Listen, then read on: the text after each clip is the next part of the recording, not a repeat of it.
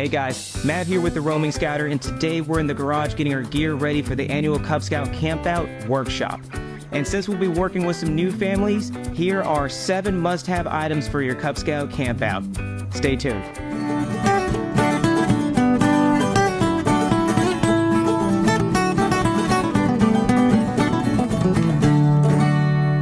So every year, our pack sets aside a date for new and returning families to learn about camping with the Cub Scout pack.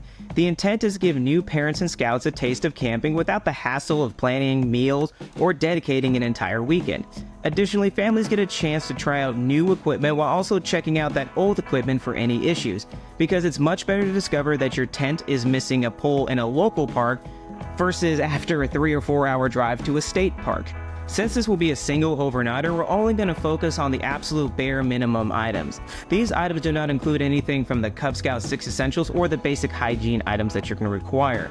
These are the bigger ticket items that you may only need to purchase once every couple of years. So with that, let's see what we've got. First off is a tent. It should be no surprise that a tent will be the first item on this list. Tents and camping go together like PB&J, NASCAR left turns, or me and my need to make lists of 3 examples. Why am I like this? But what is the right tent for you? Well, we want to consider a few things before you decide on a tent. First, how many people will be in your tent? Choosing the wrong size tent can make for a very uncomfortable night, and the size listed on tents can be a little bit misleading. For example, a 2-man tent can fit 2 average-sized adults, but not their gear. When my son was a lion, we used this REI Groundbreaker 2, which fit both of us and our gear. Now we use this Groundbreaker 2 and this North Face Stormbreaker 2, so we each have our own tent. Because the boy likes to sleep perpendicular and my kidneys can't take it anymore. While these tents are discontinued, I have linked them and several other options in the description below. With Cub Scouts, it's recommended that you go with the size up for your tent when camping. This is because you are likely walking from the parking lot to the campsite versus backpacking in your items, so weight should not be much of a concern. Next, we're going to want to talk about the environment. What kind of environment do you find yourself camping in? Because camping in Las Vegas in the summer is a lot different than camping in Wyoming in the winter. The seasons listed on the tent can help figure out the correct tent for you. We at the Roaming Scouter recommend a 3-season tent for its versatility and price point. While you won't be comfortable in a blizzard, you should be fairly content during spring, summer, fall, and maybe some early winter camping. Next up on the list is a waterproof ground cloth, or commonly referred to as a tent footprint. After you've made a tent selection, you'll want to look into a waterproof ground cloth. Now, you may hear the term tent footprint, which is a custom-made ground cloth for your specific tent. It also talks about the diameter of the tent itself, so be mindful of that. These can be of higher quality, but also cost a little bit more. I personally use a gray tarp that matches the dimensions of my tent's footprint, while in the past I've used a tarp that was just folded over.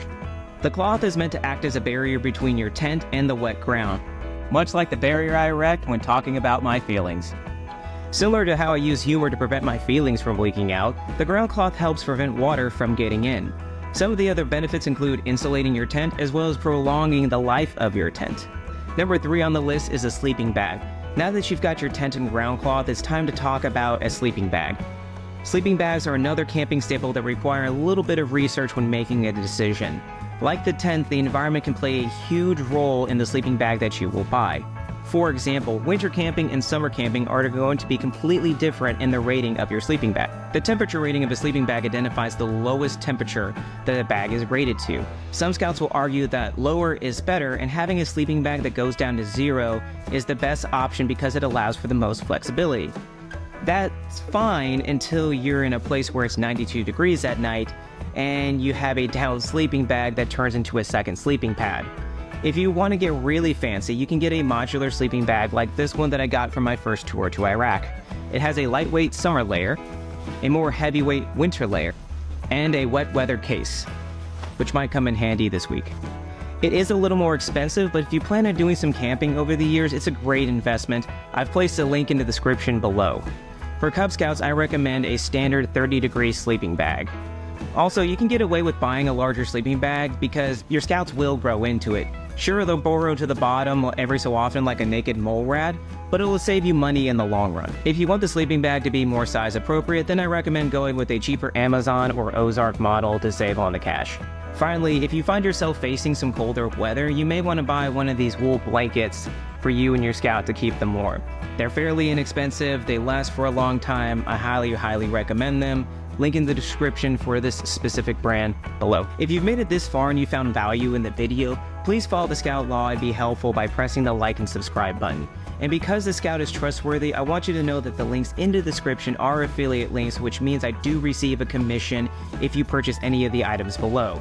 This is to help grow this channel. My intent is that this would become a self-sustaining channel that can focus on bringing you the best information, product reviews, location rundowns.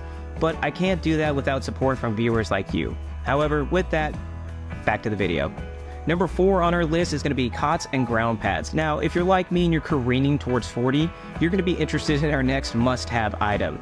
There are a few options to consider when you're actually going to be sleeping on the ground, including inflatable mattresses or rolling foam folding pads. I personally use the self-inflating Thermarest ground pad that I was issued during my first tour to Iraq. Are you starting to see a pattern here? Now, for the kids, I have this Scout-sized Trail Scout from Thermarest. It's a good all-around pad that has stood up for the last couple of years. This will be my Scout's last time using this because he's outgrown it, but I'm going to be looking at Thermarest again for the next product. If laying on the ground is not your style and you're looking for something a little more supportive, then you're going to want to look into a cot. As with the tent, you don't have to worry about backpacking in the cot when you're camping with Cub Scouts, so your only concern should be if it actually fits inside your tent with your gear and your Scout. If you want to go all out, you can get a cot with a memory foam pad or some other sort of cushion. That right there is probably like your best option if you want to actually sleep in comfort, with the exception of an air mattress, which can be a little bit problematic depending on the size of your tent. Number 5 on the list is going to be a cooler.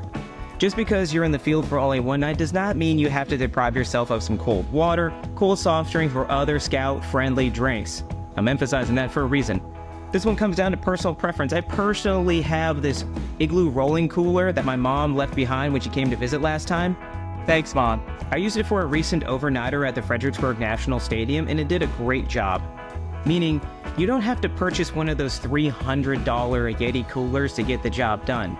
But hey, Yeti, if you want to send me one of those to try out to change my mind, reach out, link in the description. The only other recommendation is to make sure you've got some sturdy wheels and a hard top, as you may end up sitting on it if you forget our next item, which is a camping chair. One of the best parts of a camp out is the campfire and cooking s'mores, and you're going to want a comfortable chair when you do that. Much like a cooler, you can go crazy with the lazy boy of camp chairs that you can lay back and rock in, or you can go with the simple Amazon Basic or Ozark Trail chair for about $20 a piece. The decision is really up to you. I've used this little tripod chair for certain occasions, but I think that a normal chair like this one is the best thing that you're going to need for a Cub Scout campout. Just make sure you mark it with a pen to stop them thieves. Last but not least is number 7, a wagon. That's right, a wagon. Let me tell you something. I was never a Cub Scout. I would ride in the Boy Scouts, so everything was carried on our back everywhere that we went.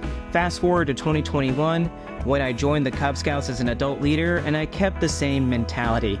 Man, I was really wrong, because like I said, weight isn't much of a concern when you are walking 20 feet from the parking lot to the campsite. I have this Ozark Trail wagon because it folds up nicely and fits into the back of the 4Runner when we're going camping. 10 out of 10 would recommend with helping drag your gear. You can go with some more Gucci options, like I said, but really an Ozark Trail or something along those lines is going to be your best option. As always, link in the description below for some of those items that I've looked at, I think that are actually a fairly good option for you. Well guys, that wraps up our list. If you think we forgot something or you want to make a product recommendation, please do so in the comments below. Until next time, this has been Matt with the Roaming Scouter. I'll see you out there.